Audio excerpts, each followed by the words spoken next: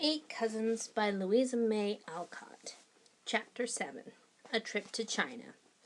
Come, little girl, I've got another dose for you. I fancy you won't take it as well as you did the last, but you will like it better after a while, said Dr. Alec, about a week after the grand surprise. Rose was sitting in her pretty room, where she would gladly have spent all her time if it had been allowed, but she looked up with a smile, for she ceased to fear her uncle's remedies, and was always ready to try a new one.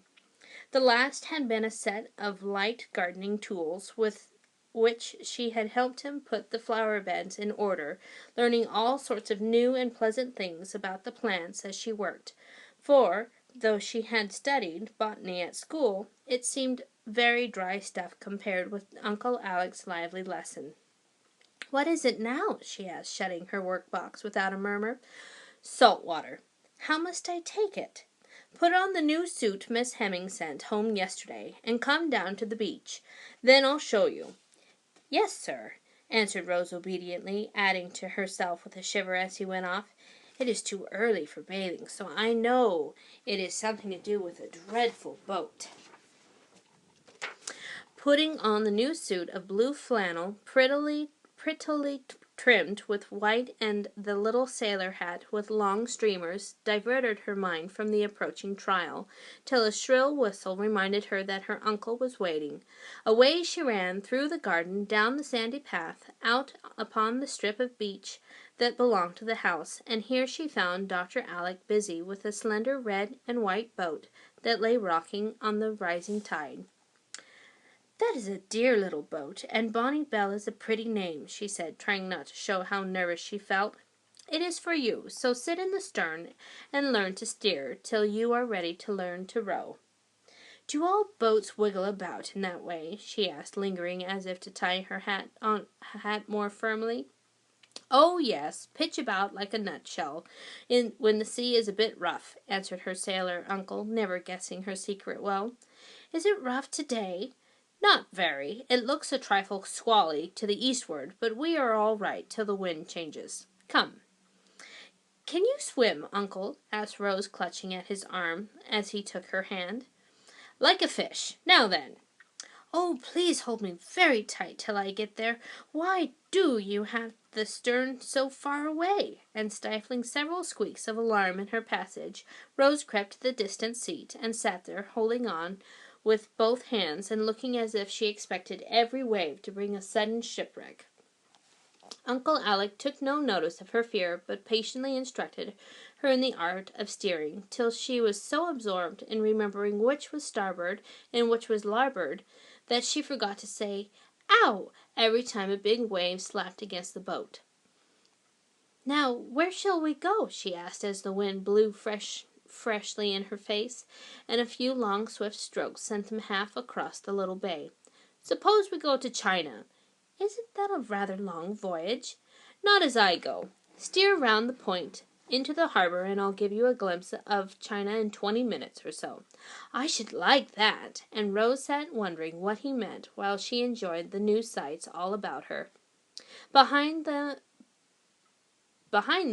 the green anthill sloped gently upward to the grove at the top, and all along the seaward side stood familiar houses, stately, cozy, or picturesque.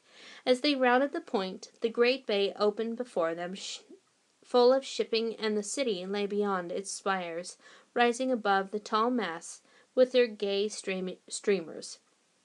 "Are we going there?" she asked, for she had never seen this aspect of the rich and busy old city before. "Yes, Uncle Mac has a ship just in from Hong Kong, and I thought you would like to go and see it." "Oh, I should. I love dearly to go poking about in the warehouses with Uncle Mac. Everything is so curious and new to me. I'm especially interested in China because you have been there. I'll show you 2 genuine Chinamen who have just arrived. You will like to welcome Wong Lo and Fun Si, I'm sure." "Don't ask me to speak to them, Uncle. I shall be sure to laugh at the odd names and the pigtails and the slanting eyes. Please let me just trot around after you. I like that best." "Very well. Now steer toward the wharf where the big ship with the queer flag is. That's Rajah. and we will go aboard if we can. In among the ships they went, by the wharves where the water was green and still, and queer barnacles grew on the slippery piles. Odd smells saluted her nose, and odd sights met her eyes, but Rose liked it all, and played she was really landing in Hong Kong, when they glided up to the steps in the shadow of the tall Rajah. Boxes and bales were rising out of the hold and being carried into the warehouses by stout porters who tugged and bawled and clattered about with small trucks or worked cranes with iron claws that came down and clutched heavy weights, whisking them aloft to where wide doors like mouths swallowed them up. Dr. Alec took her aboard the ship, and she had the satisfaction of poking her inquisitive little nose into every available corner, at the risk of being crushed, lost, or drowned. "Well, child, how would you like to take a voyage round the world with me in a jolly old craft like this?" asked her uncle as they rested a minute in the captain's cabin. "I should like to see the world, but not in such a small, untidy, smelly place as this. We should go on a yacht, all clean and comfortable. Charlie says that is the proper way," answered Rose, surveying the close quarters with little favor. "You are not a true Campbell if you don't like the smell of tar and salt water, nor Charlie either with his luxurious yacht. Now come ashore and chin-chin with the Celestials." After delightful progress through the great warehouse, peeping and picking as they went, they found Uncle Mac and the yellow gentleman in his private room, where samples, gifts, curiosities, and newly arrived treasures of all sorts were piled up in pleasing profusion and confusion. As soon as possible, Rose retired to a corner with a porcelain god on one side and a green dragon on the other, and what was still more embarrassing, Fun See sat on the tea-chest in front and stared at her with his beady black eyes till she did not know where to look. Mr. Wong Lo was an elderly gentleman in American costume, with his pigtail neatly wound round his head. He spoke English, and was talking busily with Uncle Mac in the most commonplace way, so Rose considered him a failure. But Fun See was delightfully Chinese from his junk-like shoes to the bottom of his pagoda hat, for he had got himself up in style, and was a mass of silk jackets and slouchy trousers. He was short and fat, and waddled comically. His eyes were very slanting, as Rose had said. His queue was long, so were his nails, his yellow face plump and shiny. He was altogether a highly satisfactory Chinaman. Uncle Alec told her that Fun See had come out to be educated and could only speak a little pidgin English, so she must be kind to the poor fellow, for he was only a lad, though he looked nearly as old as Mr. Wong Lo. Rose said she would be kind, but had not the least idea how to entertain the queer guest, who looked as if he had walked out of one of the rice-paper landscapes on the wall, and sat nodding at her so like a toy in Mandarin that she could hardly keep sober. In the midst of her polite perplexity, Uncle Max saw the two young people gazing wistfully at one another, and seemed to enjoy the joke of this making acquaintance under difficulties. Taking a box from his table, he gave it to Fun See with an order that seemed to please him very much. Descending from his perch, he fell to unpacking it with great neatness and dispatch, while Rose watched him, wondering what was going to happen. Presently, out from the wrappings came a teapot, which caused her to clasp her hands with delight, for it was made in the likeness of a plump little Chinaman. His hat was the cover, his cue was the handle, and his pipe was the nose. It stood upon feet in shoes turned up at the toes, and the smile on the fat, sleepy face was so like that on Fun's when he displayed the teapot that Rose couldn't help laughing, which pleased him much. 2 pretty cups with covers and a fine scarlet tray completed the set, and made one long to have a dish of tea, even in Chinese style, without cream or sugar. When he had arranged them on a little table before her, Fun signified in pantomime that they were hers from her uncle. She returned her thanks in the same way, whereupon he returned to his tea-chest, and having no other means of communication, they sat smiling and nodding at one another in an absurd sort of way, till a new idea seemed to strike Fun. Tumbling off his seat, he waddled away as fast as his petticoats permitted, leaving Rose hoping that he had not gone to get a roasted rat or a stewed puppy or any other foreign mess which civility would oblige her to eat. While she waited for her funny new friend, she improved her mind in a way that would have charmed Aunt Jane. The gentlemen were talking over all sorts of things, and she listened attentively, storing up much of what she heard, for she had an excellent memory, and longed to distinguish herself by being able to produce some useful information when reproached with her ignorance.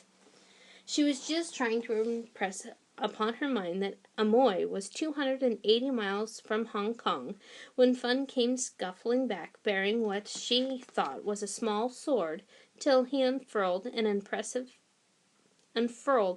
immense fan, and presented it with a string of Chinese compliments, the meaning of which would have amused her even more than the sound if she could have understood it. She had never seen such an astonishing fan, and at once became absorbed in examining it. Of course, there was no perspective whatever, which only gave it a peculiar charm to Rose, for in one place a lovely lady with blue knitting needles in her hair sat directly upon the spire of a stately pagoda. In another charming view, a brook appeared to flow at the front door of a stout gentleman's house and out of his chimney, and a zigzag wall went up into the sky like a flash of lightning, and a bird with two tails was apparently brooding over a fisherman whose boat was just going aground upon the moon. It was altogether a fascinating thing, and she would have sat wafting it to and fro all afternoon, to Fun's great satisfaction, if Dr. Alec's attention had not suddenly been called to her by a breeze from the big fan that blew his hair into his eyes, and reminded him that they must go.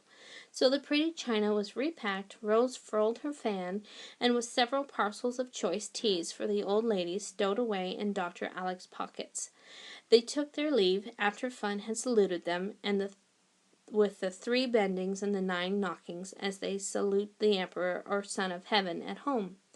"I feel as if I had really been to China, and I'm sure I look so," said Rose, as they glided out of the shadow of the Rajah.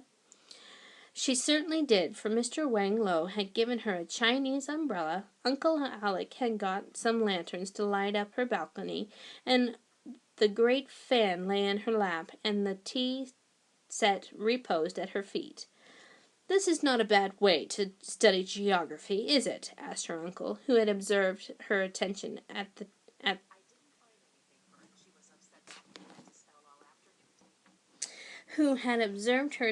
the talk.